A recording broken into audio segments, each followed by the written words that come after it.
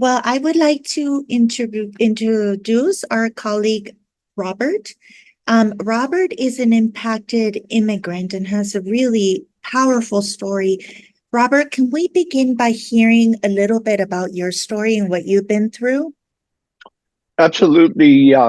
Gracias, Alba. Y buenas tardes a todos.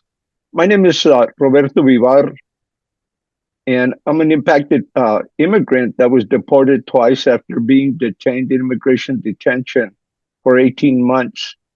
I had my legal residence finally restored and permitted to return legally to the U.S. on Veterans Day, November 11, 2021, after the California Supreme Court ordered the conviction that got me deported vacated, as well as the Board of Immigration Appeals vacated my two deportations.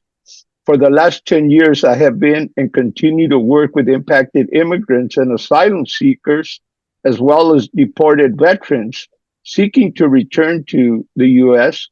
in a legal manner. During my deportation, residing in Tijuana, I volunteered and continue to volunteer in support of those seeking protection from protection, as well as veterans that have served in the U.S. military, and that after having been deported to their country of birth, the proximity of our deported veterans office in Tijuana has given me the opportunity to assist many migrants from different countries seeking protection in the USA.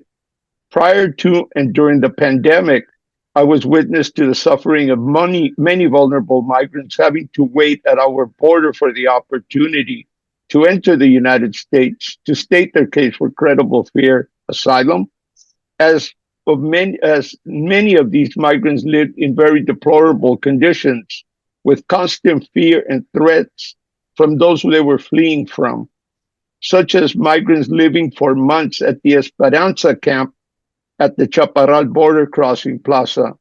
For the last few months, I have also been volunteering at Whiskey 8, an open air detention site in San Diego, where migrants are held between the two 30-foot border walls waiting to be processed.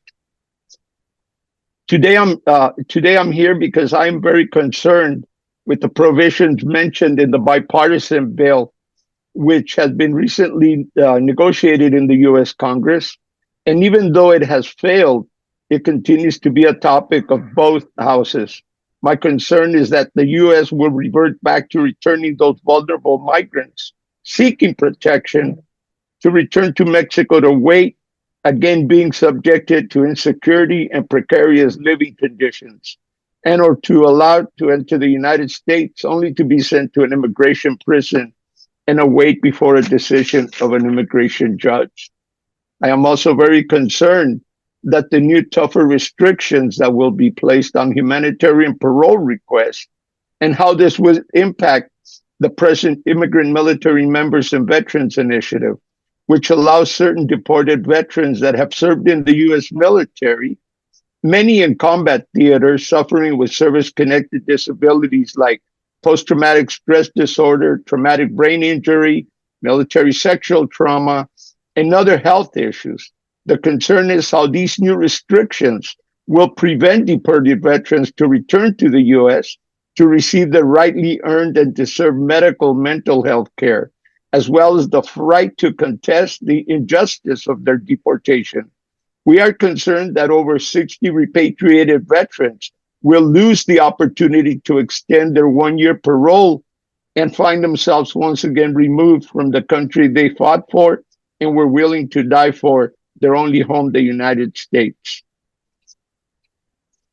Thank you, Robert. It's just heartbreaking that veterans wouldn't even, if you know, the continued argument of restricting humanitarian parole would it impact migrants who have given their life for the United States.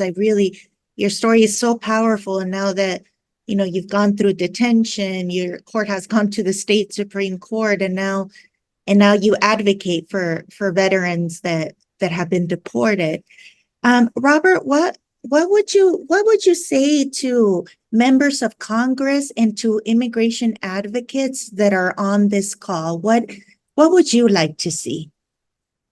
Well, what I like to see, and what I would like to take tell our congressional representatives is, first of all, they need to work in a bipartisan manner to allow the agreement signed through the United Nations on those seeking protection from persecution and fund the needed resources for infrastructure, also to hire additional asylum officers and immigration officers to meet the increased demand of displaced persons due to constant conflicts around the globe.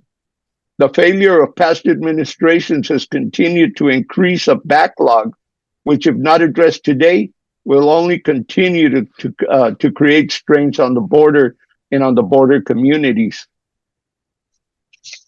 Thank you for your recommendations and your powerful testimony, Robert, and everything that you do in Tijuana for the migrants needing assistance.